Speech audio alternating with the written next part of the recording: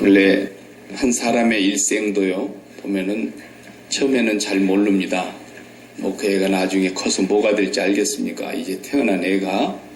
그러니까 아무도 관심을 갖지 않고 오직 부모만 관심을 갖고 집안 사람들만 관심을 갖는 겁니다. 예수님도 마찬가지였을 것입니다. 틀림없이. 아무도 관심 갖지 않았고 마리아와 요셉이 관심을 가졌고 또 그 친척들이나 관심을 가졌고 그렇겠지요.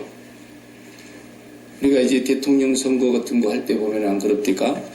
두 사람이 세 사람이 나와서 막 치열하게 경쟁하다가 이제 누가 유력한 당선자가 될 것인가를 한두 명을 정해놓는단 말이에요. 그래서 1등 아니면 2등 중에 한 사람이 될 거니까 두 사람은 딱 개표 방송에서 당선이 확실시 됐다. 그러면은 뭐가 나옵니까? 당선 확실시 됐다는 그 방송과 함께 이제 요 사람에 대한 태어나서부터 일생을 방송을 해야 된단 말이에요. 다 준비를 해놓습니다. 누가 될지 모르니까 가능성 있는 사람들을 준비를 해놓는 거예요. 그러다 이제 딱 당선이 확실하게 개표가 끝나고 나서 확정이 되면은 대통령 박일규는 그 어머니가 아기를 가졌을 때 태몽 꿈을 꿨는데 이렇게 나오는 거예요. 그때부터서 막 이제 뉴스에 막 시답지 않은 얘기까지 다 주워다가 별 얘기를 다 해요. 그때 뭐 자기 뭐 어머니가 태몽 꿈을 꿨는데 큰 용이 하늘에서 막 치맛자락 밑으로 쑥 들어가더라고. 이딴 소리를 하고 막 그러잖아요. 사람들도 처음에 태어났을 때 아무 관심이 없어요. 자기 부모 외에는. 집안에. 근데 그 사람이 큰 인물이 되고 한 나라의 재상이 되고 대통령이 되고 그러면은 이제 출신 초등학교가 어디다더냐. 그 다음에 그 어디서 태어났다더냐. 경북 봉화군에서 태어났다. 뭐 거기서 대통령 하나 난 거고. 또 경북 어디 또 박정희 대통령 태어난 건 또 어디고. 이렇게 해가지고 그 마을에 가보면 그분이 어렸을 때 태어났던 생각까지도 보존하잖아요. 예쁘게 갖고. 그리고 학교 다녔던 시절의 모든 얘기까지 뭐 시시콜콜한 얘기 다 하는 거예요. 예수님도요, 처음부터서 뒤에 따라다니면서 앞으로 이분 크게 되실 분이니까 우리가 책을 써놔야 된다. 이런 얘기가 아니라고요. 예수님 적어도 승천하신 뒤에 한 30년, 40년 지나서 이 성경이 조금씩 단편으로 쓰이기 시작했어요. 요즘같이 무슨 컴퓨터가 있기를 합니까? 볼펜이 연필이 있기를 합니까? 종이가 있기를 합니까? 그러니까 전부 다 예수님에 대한 얘기는 예수님이 계셨을 때는 3년의 공생애 때는 직접 들은 사람이 있고 제자들이 살아있고 그러다가 제자들이 순교하고 돌아가시고 나니까 제자들 밑에서 또 제자가 나와가지고 그 얘기를 듣고 있다가 또 그 사람들도 순교를 당하기도 하고 돌아가시기도 하고 예수님의 얘기가 생생하던 얘기가 이제는 그랬다 카더라 이렇게 되는 거예요. 베드로가 얘기할 때는 그랬다 카더라가 한 번도 안 나와요. 내가 한 번에 예수님하고 이렇게 같이 가는데 이런 일이 있었어. 이렇게 생생하게 들려졌는데 점점 그 소식이 희미해지기 시작하는데 이걸 기록해서 남겨야 되겠구나라는 강력한 필요성도 느끼게 됐고 그러자 성령이 충만한 제자들이 이제 글을 쓰기 시작한 거예요. 그 남겨놓았던 것들이 조금씩. 근데 이제 예수님이 그렇게 죽어버렸어. 딱 죽고 끝나버렸으면 그냥 묻히는 거예요. 그대로. 누구나 마다 한번 살다가 죽는 건 누구나 똑같은데 뭐 그걸 누가 쓰겠어요. 그런데 이분은 부활하셨단 말이에요. 이런 역사는 전무후무한 역사예요. 그리고 이분은 사람들이 보는 앞에서 아버지의 보좌로 다시 가신 것을 봤어요. 그러니까 이 제자들이 이때부터서는 완전히 삶이 바뀌게 됐고 이제는 우리가 땅의 일을 생각하고 사는 사람이 아니라 올라가신 그쪽에 마음을 두고 살아야 되겠구나. 그래서 땅에 살고 있는 이유는 오직 하늘의 뜻을 받들어서 사는 길밖에 없었기 때문에 거기로부터서 이제 예수님에 대한 것을 자세히 쓰기 시작한 거예요. 잉태될 때부터서 이분은 벌써 성령이 감동하셨고 성령으로 잉태되셨고 그래서 마리아의 임신 얘기도 다 성경에 기록되는 거예요. 마태는 다른 복음서에서는 전혀 찾아볼 수 없는 또 마태는 나름대로 새로운 자기가 발견한 연구가 있었던 거죠. 동방에서 온 박사들이 예수님을 최초로 아기 예수께 가서 경배를 했단다. 누가도 그런 얘기를 못 찾았어요. 마가도 그런 얘기를 못 찾았어요. 요한복음도 못 찾았어요. 마태는 그 기록을 유일하게 또 담아놓고 있어요. 이제 주님이 승천하신 부활절 이후를 우리가 또 이제 살아가고 있으면서 다시 예수님의 출생부터서 다시 한번 우리가 쫙 더듬어 가는 거예요. 예수님의 일생을 공생애의 3년을 정리를 해보면 과연 이분은 왜 오셨고 그분은 누구인가가 더 선명해지는 거예요. 그래서 예수님에 대해서 이제 동방박사 얘기, 우리 어렸을 적에는 교회 다닐 때 어렸을 때 다닌 사람들은 다 동방박사 연극을 다 한 번씩 해본 경험이 있어요. 누가 요셉 할 거냐, 누가 마리아 할 거냐, 아기 예수는 그냥 인형 앉혀놓고 그리고 동방의 박사들 분장해가지고 막 성탄절날 얼마나 이브 때 그 연극도 재밌게 하고 막 그랬습니까? 참 그런 진짜 연극 같은 얘기예요. 너무 이상하지 않습니까? 예수님의 기다림은 앞에 족보를 우리가 먼저 봤잖아, 1장에서. 그 족보의 얘기는 적어도 2000년 역사입니다. 그게 2000년 역사. 아브라함에서부터서 말라기 선지자까지가 1500년이거든요. 시간적으로. 그럼 아브라함 때 약속했던 그 메시아, 아브라함이 나를 보고 얼마나 기뻐했는지를 아느냐 그랬잖아요, 예수님이. 아브라함에게 약속하신 그 메시아를 언약하신 하나님이 말라기 선지자를 보내시면서까지 메시아를 예언했는데 1500년이 흘렀어요. 그리고 430년경에 말라기 선지자가 끝났는데 430년부터서 예수님 오실 때까지 근 500년 가까이가 공백 기간이에요. 조용한 침묵 기간이에요. 선지자가 오질 않았어요. 그러다가 한 500년 조용히 있다가 광야에서 그냥 깡마른 사람이 탁 나타났는데 그게 세례 요한이었습니다. 사람들이 깜짝 놀랐어요. 왔다! 이랬다고. 온 예루살렘이 다 요단강으로 몰려갔다 그랬지 않습니까? 그런데 나는 그리스도가 아닙니다. 나는 물로 세례를 주거니와 내 뒤에 오실 분이 이제 메시아입니다. 그분이 소개하지 않습니까? 그러니까 적어도 2000년의 역사를 예수님이 오시기까지 아브라함에서부터 2000년인데 2000년 동안을 그냥 족보에 14구절 딱 집어넣어놨어요. 그렇게 압축해가지고 딱 넣어놓고 그 다음에 예수님은 성령으로 잉태된 얘기부터서 해가지고 오늘 이제 탄생하시고 나니까 동방의 박사들이 왔다는 거예요. 동방의 박사들은 누군지는 정확히 아는 사람이 없지요. 그 역사적인 자료가 남아있지 않으니까. 그러나 고대 바벨론의 그 시절에 예수님 때는 하늘을 보면서 땅의 운세를 본다거나 하늘을 보면서 땅의 징조를 해석해낸다든가 하늘을 보면서 땅에 무슨 일이 있을 것에 대한 예언을 한다든가 그런 점성술가들이 있었어요. 요즘에야 천문학자라고 그러지만은 그때는 그냥 점성술이라고 그랬습니다. 바벨론에 있는 점성술가들 중에 그런 무리들 가운데 페르시아나 그런 지역에 있었던 하늘을 연구하는 별을 연구하는 사람들이었을 것이다. 이게 연구의 전부예요. 그러나 분명히 그분들이 하늘의 별을 보고 있다가 이상한 별이 나타나는 징조를 보고서 저 별이 이 땅에 큰 징조가 있는 별이구나 이렇게 해석을 했다는 거죠. 그리고 그 별이 보통 별이 아니었다는 거예요.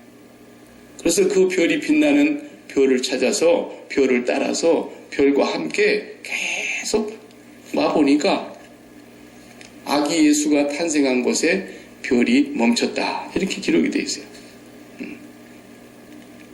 그래서 와보니까 헤롯의 궁궐인 줄 알았겠죠. 그러니까 궁궐로 먼저 간 거 아닙니까? 적어도 이 하늘의 왕이 이 땅에 탄생하셨다 그러면 굉장한 궁궐에나 태어나야 맞는 것이라고. 그래서 유대인의 왕으로 태어나신 이가 어디 계십니까? 이랬다. 헤롯이 기절초풍할 얘기예요. 왜냐하면 이 헤롯은 예수님 탄생하실 때 헤롯은 성경에 나오는 대헤롯이라고 합니다. 하도 헤롯 이름이 많으니까 대헤롯, 헤롯의 아버지, 최고의 헤롯 왕가의 집안의 첫 번째 왕, 대헤롯이라고 그러는데 이 헤롯은 미치광이었습니다. 정신착란증을 앓고 있는 사람이었어요. 그래서 의심이 많고 사람을 믿지를 못했어요. 자기 부인을 다 죽였어요. 세상에 자기 부인을 그렇게 죽입니까? 마리암이라고 하는 자기 부인은 유대 땅에서 태어나서 유대 땅의 하스몬 왕가의 딸이에요. 유대인의 후손으로 정통으로 내려오는 하스몬 왕조가 있었는데 그 하스몬 왕조에 소속한 딸인데 이 딸을 자기는 유대인이 아니니까 헤롯은 에서의 후손으로서 에돔 사람이에요. 근데 에돔 사람들이 다 유대인에게 와서 속해서 사는 거죠. 그런데 이 사람이 정치적으로 이제 왕이 되기 위해서 많은 일이 있었습니다만, 그 뭐 중간사를 우리가 다 얘기할 수 없고, 이래서 이 사람이 최초로 이제 왕이 되는데, 마리암이라고 하는 이 유대인 여자를 데려다가 자기 아내로 삼았는데, 아내도 죽이고, 의심해서 죽인 거예요. 왜냐하면, 아내도 왕적인 권세를 갖고 있는 집안의 후손이니까, 아내도 못 믿었어요. 그 아내가 낳은 자식들을 다 죽였어요. 네. 그래서 아내가 낳은 자식이 왕자가 될 것이 분명하지 않습니까? 근데 이 왕자들이 반란을 일으켜갖고 혹시 자기가 또 어떻게 될까 봐서 자기 아들을 자기가 다 죽였어요, 왕자들. 그런 이 미치광이 정신착란 증세를 앓고 있는 왕이었다고 역사에 기록이 있어요. 그리고 이제 부인이 많았어요. 네 번째 부인에 가서 이제 또 자식을 낳았는데 네 번째 부인의 자식에서 낳은 자식이 헤롯 안티파스, 헤롯 아켈라오, 헤롯 필립 이 세 사람이 태어났어요. 그래서 이 아버지 헤롯이 죽고 나서 헤롯 안티파스, 헤롯 필립, 헤롯 아켈라오 이런 사람들이 이 나라를 셋으로 분할해 갖고 통치를 했던 거예요. 네 번째 부인에게서 다섯 번째 부인에게서 헤롯 필립이 태어났죠. 그래서 네 번째 부인에게서 둘, 다섯 번째 부인에게서 하나 이렇게 해가지고 그 아버지 헤롯이 죽고 나서부터서는 세 아들 헤롯들이 나라를 분봉왕이라 그러죠. 그래서 나라를 나눠가지고 다스렸다 이 말이에요. 그러니까 이 헤롯은 그렇게 사람을 믿지를 못한 사람인데 아니 갑자기 동방에서 와이즈맨들이 나타나가지고 유대인의 왕으로 나신 지가 어딥니까? 그러니까 기절초풍하지 않겠습니까? 그러니까 가만히 불러다가 별이 나타난 때를 물어보고 당신들도 가서 경배하고 오고들 난 저도 가서 경배하려고 그러니까 알려주시기 바랍니다. 이렇게 음흉한 그런 모략을 얘기한 거 아니겠습니까? 그러나 꿈의 천사가 동방에서 온 박사들을 현몽해서 헤롯이 아기를 찾아 죽이려고 하니까 너희들은 헤롯을 만나지 말고 가라. 그래가지고 그냥 경배 끝나고 다른 길로 갔다 이거예요. 나중에 헤롯이 어떻게 됩니까? 동방박사가 그냥 왔다 갔다는 얘기를 알고 어딘가에 이 왕이 숨어 있는 것을 알고서는 어떻게 돼요? 그 애를 찾으라고 명령을 한 겁니다. 못 찾아요. 그러니까 결국은 그 동방박사들이 왔다 간 그때를 중심으로 해서 한 2살 정도 먹었던 사내 아이들은 다 죽여버린 거예요. 예루살렘. 끔찍한 살육이 벌어진 헤롯 이 왕은 정말 그야말로 미치광이 정신착란증을 앓고 있었다는 것이 분명합니다. 예수님이 마리아와 요셉이 꿈에 현몽하여 요셉이 마리아를 데리고 애굽으로 피신 가지 않습니까? 그래서 헤롯이 죽을 때까지 있었다 그랬어요. 헤롯이 죽을 때까지. 헤롯이 죽고 나서 다시 이제 돌아가라고 하는 또 지시를 받고 다시 베들레헴으로 돌아오려고 하는데 베들레헴은 헤롯 아켈라오라는 사람이 다스리는데 이거 아버지 닮았어요. 너무너무 악한 사람. 그래서 저 갈릴리 나사렛 쪽에 그쪽으로 헤롯 필립이 다스리는 쪽으로 올라가 버렸어요. 그래서 갈릴리로 가셨던 거예요. 가버나움 나사렛 쪽에서 사신 것이죠. 이 헤롯은 정말 자기가 왕인데 누가 또 천하의 왕이 있단 말이야. 자기 아내도 못 믿어 자식도 못 믿어 죽인 왕이 누구를 못 죽이겠어요. 그냥 집안을 다 죽이고 베들레헴의 그 모든 어린 사내 아이들을 2살 아래로 다 죽인 그런 악명 높은 역사의 임금입니다. 이 사람이 어떻게 예수님을 알 수가 있겠습니까?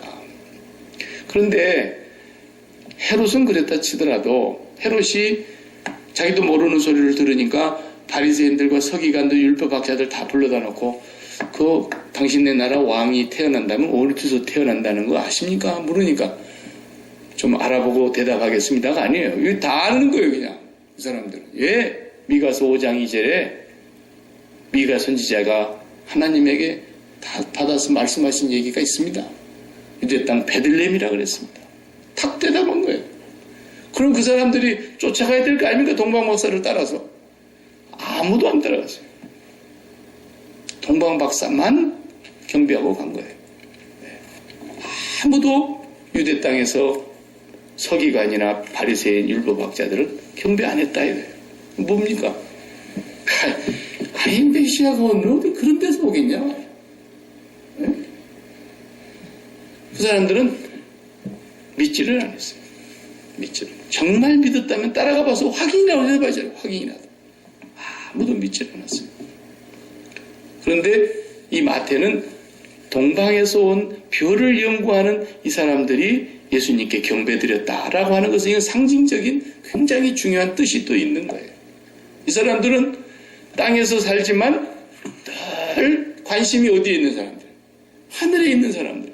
그 하늘이 예수님께서 계신 하늘은 아니지만 그 사람들은 그래도 하늘을 계속 연구하고 별을 연구하면서 그것을 통해서 땅의 징조와 땅의 일을 해석해내는 그런 일을 하는 사람이다 보니까 거기에 의미가 있는 거예요. 예수 믿는 사람들이 그런 사람들이어야 된다는 거예요.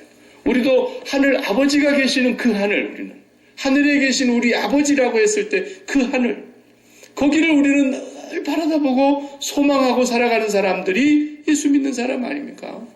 우리가 거기를 바라다보면서 땅의 일을 거기로부터서 받아서 살아가는 사람들이라는 거죠.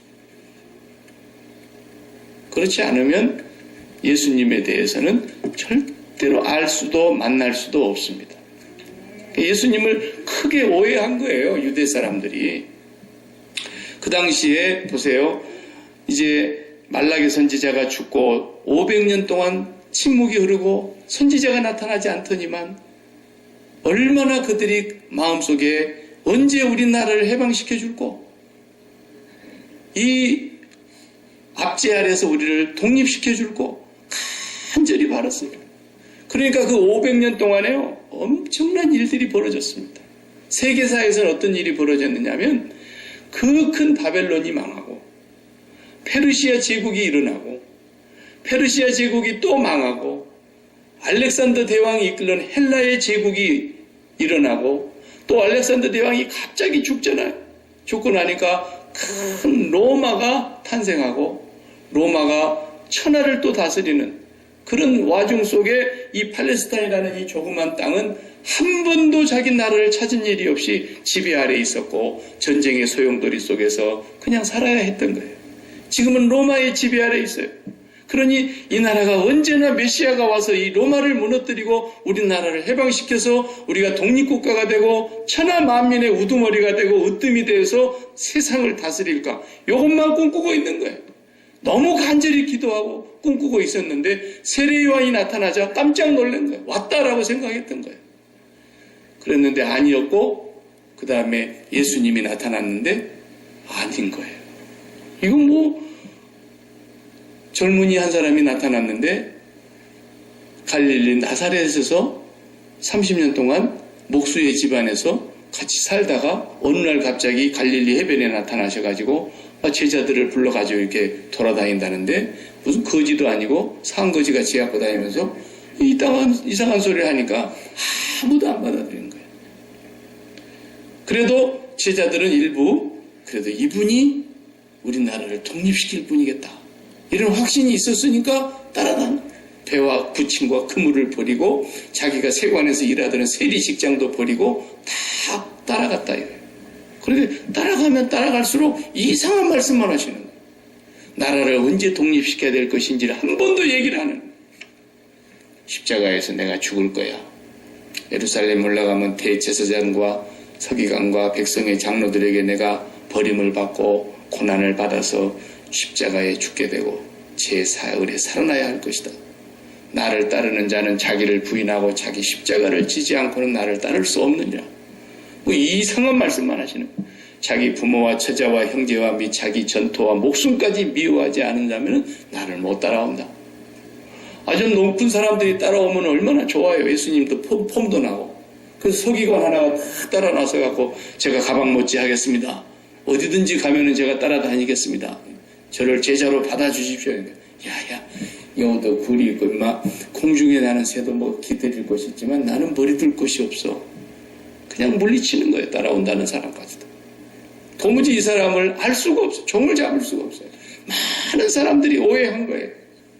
나라를 독립시켜줘야 된다고 생각했는데 점점 독립가는 거리가 먼 곳으로 가고 마침내 아하 글렀다. 이걸 제일 먼저 알아차린 사람이 제일 똑똑한 가룟 유다예요. 마지막에 나는 본전이라도 찾아야 되겠다. 그걸 올라가서 팔아먹은 거예요. 예수님에 대해서 오해를 한 겁니다. 이 세상에 관심이 있고 이 세상에 돈을 사랑하고 바리새인들처럼 이 세상에다가 마음을 붙이고 있는 사람들은 예수님을 이해를 할 수가 없는 거예요. 왜? 아니 땅에서 좀 잘되게 해가지고 나라도 좀 독립시켜주고 다 강하게 만들어가지고 로마를 그냥 보기 좋게 짓밟아서 우리 발 아래 전부 다 짓밟고 있었으면 좋겠는데 로마에 대해서는 한마디 얘기를 안 하시는 거예요.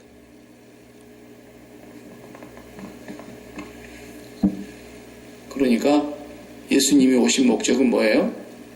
모세가 온 것은 그 선택받은 선민을 바로의 영원히 노예를 생활할 수밖에 없는 그곳에서 끌어내서 엑소더스 하는 거죠. 출애굽하는 거예요. 그리고 광야에 나아가서 그 하나님께 예배하는 것을 배우게 하는 거였어요. 그 하나님을 어떻게 섬겨야 되는 것을 가르치는 훈련을 광야에서 했어야 했어요. 그 예수 그리스도께 오신 것은 이 세상에서 로마를 무찌르고 강대국을 만들어서 자기가 왕에 앉으시고 제자들을 장관에 세우고 그러려고 오신 게 아니라 이 하나님의 백성들을 이 세상에서 빼내서 에클레시아, 교회로 만들어서 이 세상에서 마음을 탈출하게 해가지고 이제는 영원하신 하나님을 경배하고 사는 것을 훈련시키려고 주님이 오신 거란 말이에요. 응? 그게 오해한 거예요, 사람들이 다. 메시아를 오해하니까 땅에 마음 붙이고 있는 사람들은 절대 못 만나는 거죠. 이해가 안 되는 거예요. 오늘날도 마찬가지입니다. 그때 그 시대만 그런 게 아니고 지금 현대에 사는 오늘날의 그리스도인들도 마음을 세상에 두고 있는 사람은 예수님을 못 만나요. 만나주지를 않으시고 그냥 지나가셔 버리는 거예요. 나를 따라오려거든 자기를 부인하고 자기 십자가를 지고 나를 따라와야 만날 거라는 거예요. 동방의 박사들은 이방인이었지만 그들이 바라다보는 하늘을 연구한 것은 하나님 아버지를 연구하는 것이 아니었지만 하늘의 별들을 연구하는 것이었지만 그 하늘의 별들을 늘 바라다보면서 땅의 일을 얘기하는 사람들이었다고 한다면 오늘날 영적으로도 하나님 나라를 바라다보는 사람들이 하나님의 백성인 거예요. 그 사도 바울이 너희가 예수 그리스도와 함께 다시 살리심을 받았으면 뭐라 했어요? 낯의 것을 생각하지 말고 위의 것을 찾으라 하는 위의 것을. 거기에 하나님이 계신다라는 거예요. 너희의 생명이 거기에 감추어져 있다라는 거예요. 땅의 것을 생각하지도 말라는 거예요. 이는 너희가 죽었고 너희 생명이 그리스도와 함께 하나님 안에 감추었음이니라. 우리의 생명이신 그리스도께서 나타나실 그때에 너희도 그와 함께 영광 중에 나타나리라. 그러므로 땅에 있는 지체를 죽이라. 곧 음란과 부정과 사욕과 악한 정욕과 탐심이니 탐심은 우상 숭배니라. 이것들로 말미암아 하나님의 진노가 임하느니라. 골로새서 3장 1절에서 6절의 말씀에 땅의 것을 생각하지 말라는 거예요. 왜? 절대로 그리스도와는 상관이 없으니까. 빌립보서에도 같은 말씀을 3장 17절에서 19절에 형제들아 너희는 함께 나를 본받으라. 그리고 너희가 우리를 본받은 것처럼 그와 같이 행하는 자들을 눈여겨보라. 내가 여러 번 너희에게 말하였거니와 이제도 눈물을 흘리며 말하노니 여러 사람들이 그리스도의 십자가의 원수로 행하느니라. 그들의 마침은 멸망이요 그들의 신은 배요 그들의 영광은 부끄러움에 있고 땅의 일만 생각하는 자들이라. 오늘날도 땅의 일만 생각하고 있는 사람들은 다 그리스도의 대적입니다. 그리스도의 원수입니다. 그리스도를 적대하는 헤롯 대왕이나 그 당시 서기관 바리새인들과 하나 다를 것이 없다 그 말이에요. 화 있을 진저 서기관과 바리새인들이요. 이 사람들이 다 그리스도의 십자가의 원수로 살아가고 있는 사람들이었어요.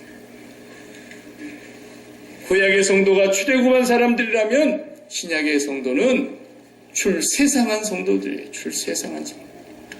근데 다 세상에서 출세하려고 예수 믿는 사람들이 얼마나 많습니까? 출세한 사람만 하나님 잘 믿는 사람으로 인식이 되고 있고 출세한 사람들이 하나님의 복 받았다고만 얘기하고 그러잖아요. 그럼 이 세상의 삶은 어떻게 되는 겁니까? 위의 것만 날마다 바라다보고 위의 것을 사모하고 그러면 예수 믿는 사람 이 땅의 삶은 뭐예요? 어떻게 하라는 거예요 도대체?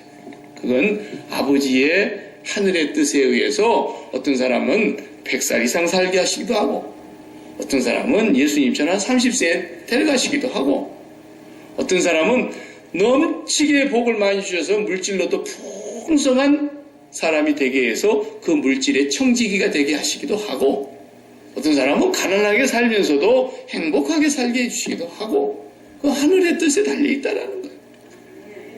그걸 우리가 사모하고 그걸 목표로 해놓고 하나님을 이용하려고 하는 사람들은 다 저주받은 사람들이라는 거예요.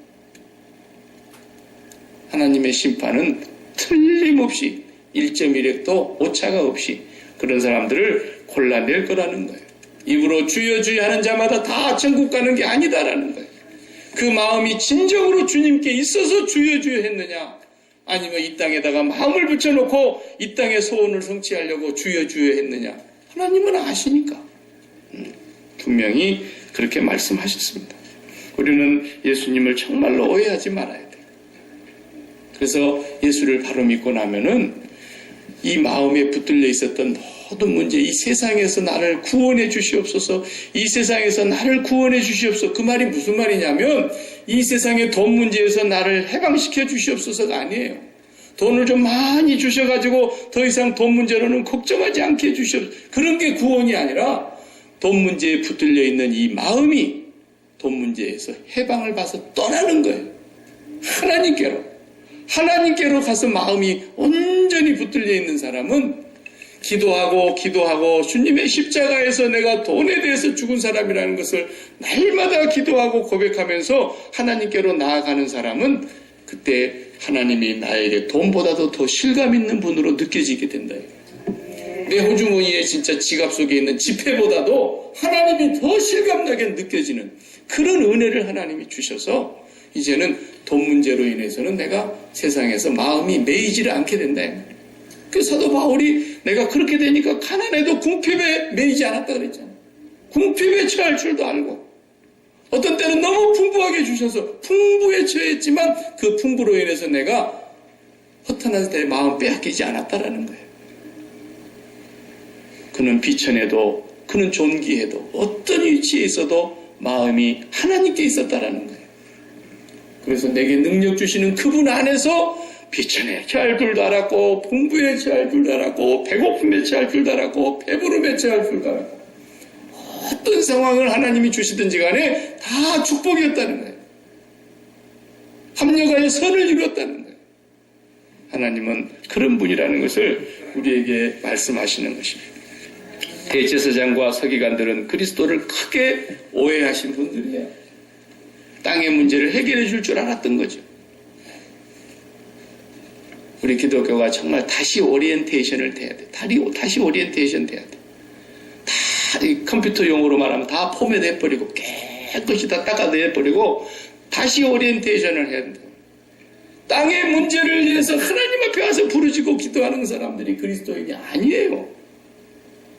우리는 그런 문제로 기도하라고 성경에 어디가 그런 말이 있어요.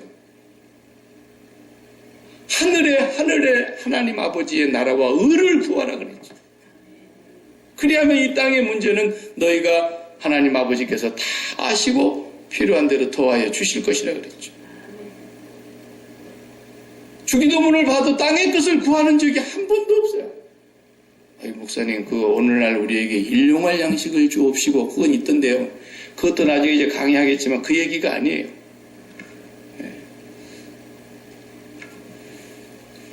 주님의 기도에는 땅의 것을 구한 것이 없습니다. 우리가 이걸 분명히 알아야 됩니다. 제가 한 2주간에 걸쳐서 다큐멘터리를 한번 보면서요. 어저께도 제가 누가 그런 얘기를 잠깐 했는데 한 10년 후가 되면 세상이 어떻게 바뀔까에 대한 다큐멘터리를 우리 한국의 MBC 방송에서 다큐멘터리로 제작을 해가지고 60분 좀 더 되는 그 프로그램을 2주에 걸쳐서 방영을 했어요. 거기는 뭐 세계적인 학자들과 오늘날에 있어서 실제로 그 분야에 종사하고 있는 모든 전문가들이 다 동원된 그런 다큐멘터리이기 때문에 사실이에요. 저도 그걸 처음으로 보면서 깜짝 놀랐는데 앞으로 10년 뒤에 우리 인간 사회가 2028년 얼마 안 남았어요.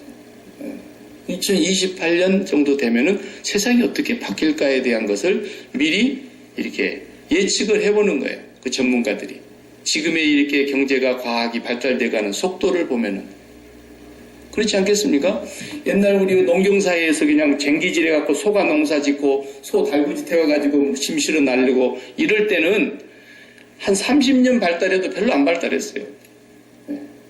겨우 그냥 불 떼서 밥 얻은 거 연탄 아궁이로 바꾼 것이 한 10년 지나고 그 다음에 연탄 아궁이가 또 물 보일러 또 이렇게 설치해갖고 다시 10년 살다가 그 다음에 또 다시 기름 보일러로 바뀌고 뭐 이런 정도로 천천히 바뀌었잖아요, 옛날에는. 근데 요즘은 너무 빨리 바뀌는 거예요. 과학이 그렇게 빠르게 바뀌어요. 다니엘의 예언대로 마찬가지. 마지막 때에 사람들이 빨리 왕래할 것이다 그랬어요. 갈수록 더 빨라지는 거예요. 그 앞으로 지금의 속도로 간다 그러면 10년 후에 얼만큼 변해 있을까를 과학자들이 예측해갖고 그걸 다큐멘터리를 했는데요. 우리 성도들 다 뭐 볼 필요가 있다는 생각이 들었어요. 내가 가만히 보면서. 근데 결론은 뭐냐면 세상은 소망이 없다라는 거예요. 세상에 소망이 없다. 잘 살자고 과학을 발달했고 좀 더 편리하게 살자고 과학을 발전시켰는데 그 과학이 결국은 뭘 가져다 주느냐. 우리 인간을 전부 일터에서 몰아내고 직장에서 몰아내고 삶의 터전을 다 뺏어버리는 거예요. 뭐가? AI, 인공지능 컴퓨터가. 알파고라는 말 들어보셨잖아요. 옛날에 바둑 들 때 알파고 컴퓨터가 나와가지고 우리나라에 바둑 제1 선수하고 앉아가지고 컴퓨터하고 둘이 떼는데 4대1로 깨졌죠. 3대1로 깨졌나. 그냥 졌어요. 그리고 세계에서 제일 바둑을 잘 뛰는 사람이 중국에 있어요. 그 사람하고 한번 해보자고 알파고 컴퓨터하고 둘이 뗐는데 중국 사람은 한 번도 못 이겼어요. 그래서 이제는 바둑계에는 알파고가 최고입니다. 알파고 AI 지능 인공 컴퓨터를 이길 사람이 없어요. 이 컴퓨터가 컴퓨터인 것 같아도요. 지가 생각을 스스로 해내는 컴퓨터예요. 무서운 거예요. 세상에 이런 기기가 만들어져 있단 말입니다. 지금. 내가 한번 졌지? 다시는 지지 않는다는. 왜? 그걸 자기는 이미 깨우쳤기 때문에. 이런 세상에 보통 사람이 하루 저녁 내내 잠을 안 자고 처리해야 될 일을 얘는 2시간 동안이면 끝내버려요. 그런 기계가 지금 이미 만들어져 있단 말이에요. 그런데 앞으로 이게 발달하는 속도를 봤을 때 2028년에서 2030년 불과 우리가 이제 앞으로 10년만 지나면 그게 거의 모든 사람들이 사는 세상 속에 사무실에, 마트에, 공장에, 식당에, 군인들 속에, 병원 속에 어느 곳이든지 그게 다 일반화될 거라는 거예요. 그 사람이 할 일이 뭐가 있어요? 세상에 피자를 구워주는데 지금 어느 회사는 그 피자 만드는 그 기계만 판매해서 하는데 3만 불이더라고요. 우리 미화로 3만 불. 3만 불짜리 하나 사다가 그 피자 만드는 컴퓨터 하나만 딱 놔두면요. 얘는 그냥 잠도 안 자고 밤새도록 만들 수 있어요. 봉고 올려달란 말도 안 하고 감기도 안 걸리고 결근도 없고 주인은 쉬라 그러고 지가 다 해. 그 돈 받는 캐셔도 필요가 없어요. 온 세상에 이런 세상이 온단 말입니다. 우리 자녀들 세대. 그러니 이렇게 잘 살자고 편리하자고 만들어놓은 과학의 문명이 결국은 사람이 만들어놓고 사람이 기계에 다 쫓겨나가지고 이걸 영어로 estrangement,라고 하죠. 소외당하는 거예요. 기계가 우리를 다 밀어내버리는 거예요. 비인간화 시대가 와버린다는 거예요.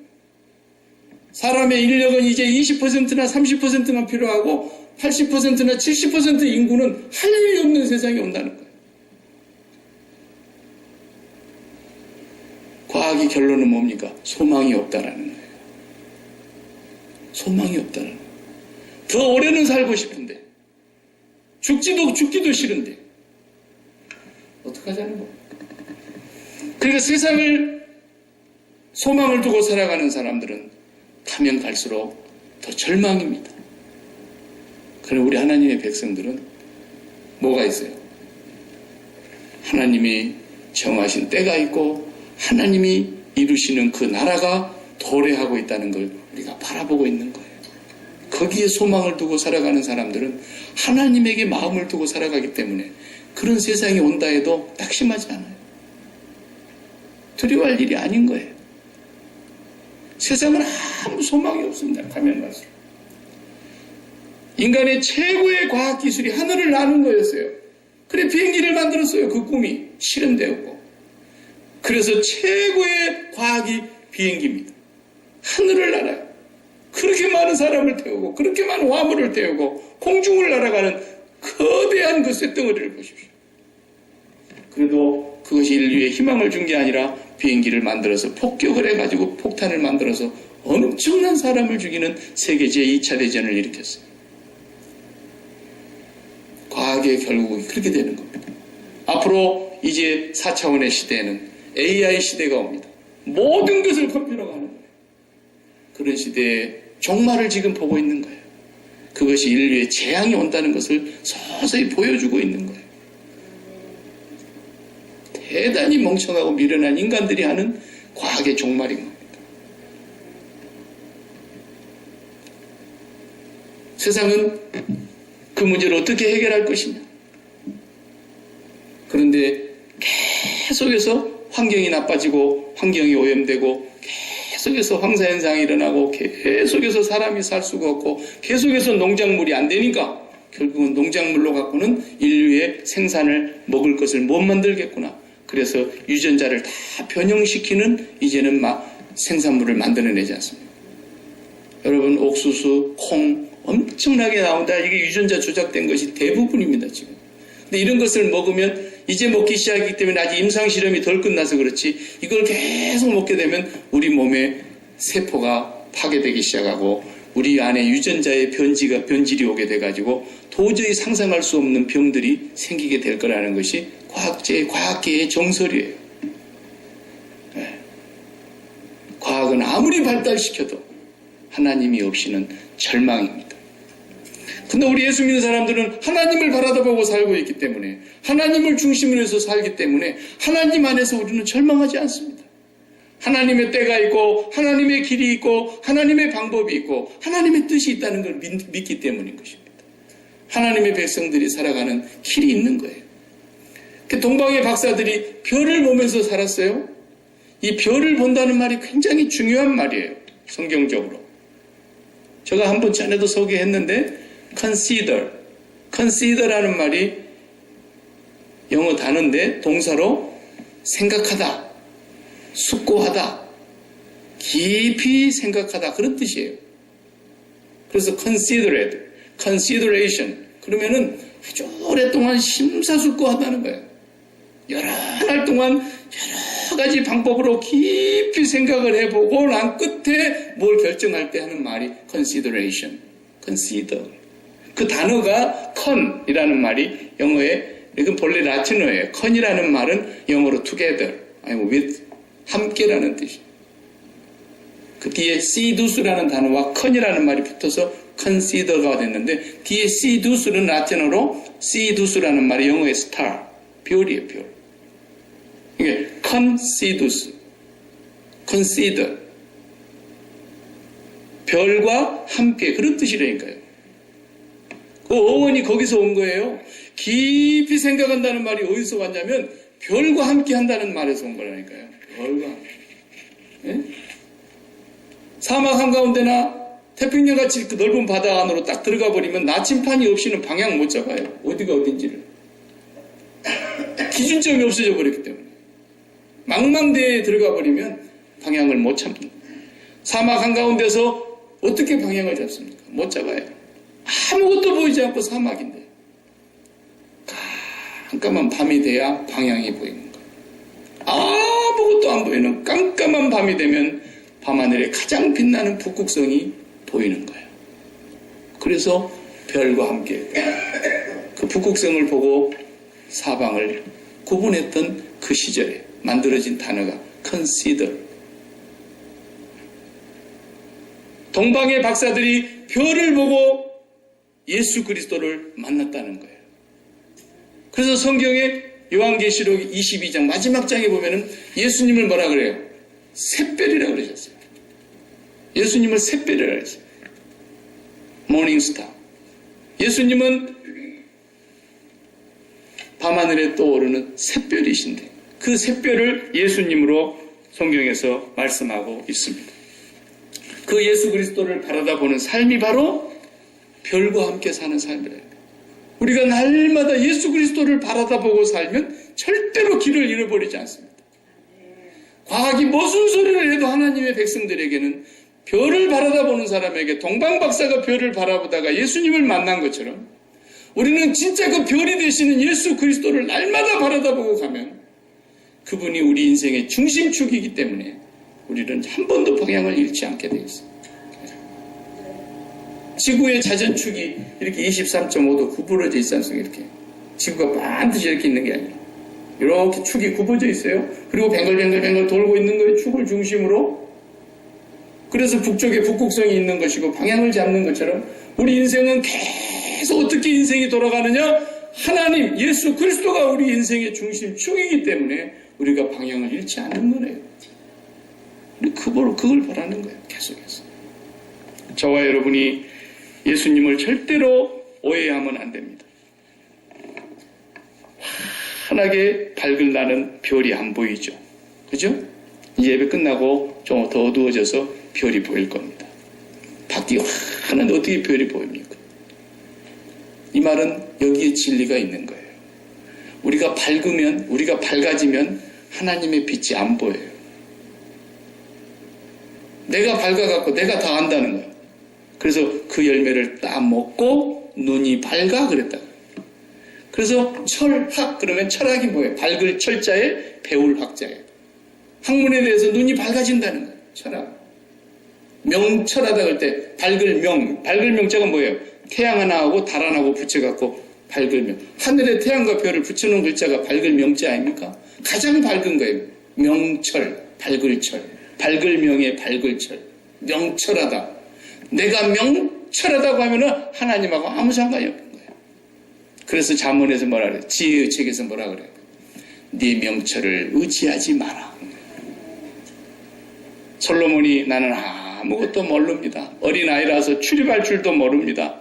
그러니까 나는 깜깜합니다. 그러니까 그래 내가 다 보여줄게. 그래서 지혜의 왕이 된 거예요.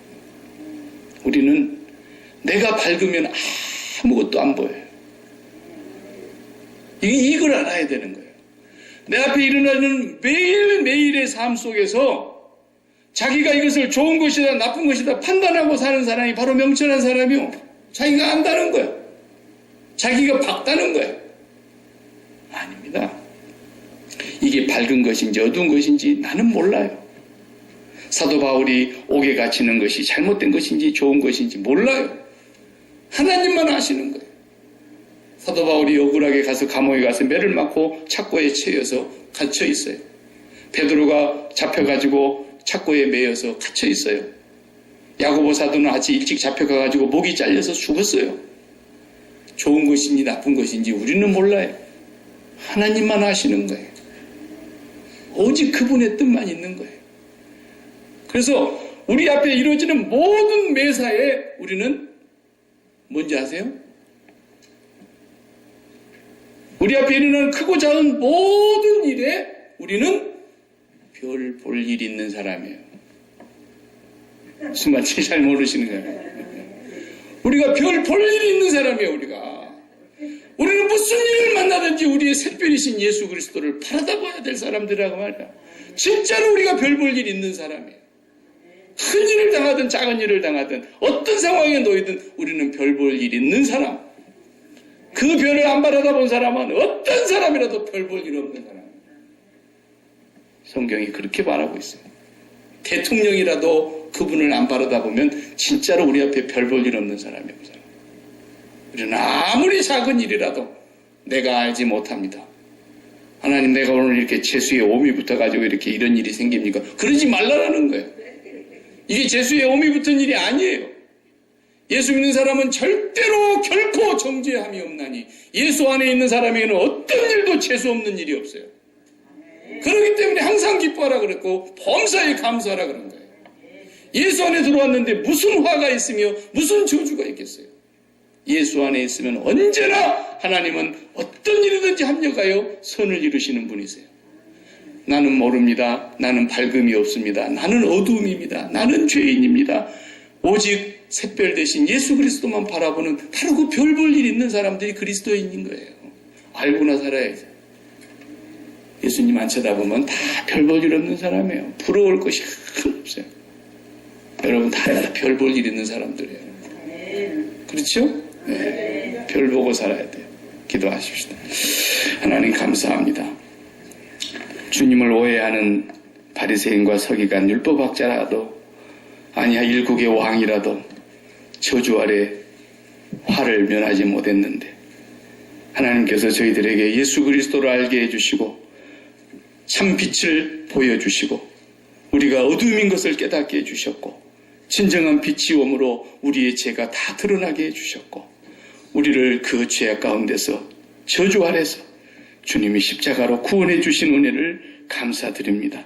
날마다 죽으시고 부활하신 예수 그리스도를 바라보며 하늘의 별을 보고 주님을 발견하고 왔던 동방의 박사들처럼 날마다 우리도 샛별이 되신 예수 그리스도를 바라다 보며 우리의 인생의 길을 걸어갈 때에 아무리 세상이 험악하고 어둡고 암울해도 하나님의 자녀들에게는 빛이 있으며 길을 잃어버리지 않을 것을 믿사오니 우리 하나님 저희들에게 그 확실한 믿음을 허락하여 주옵소서. 예수님의 이름으로 기도하옵나이다. 아멘.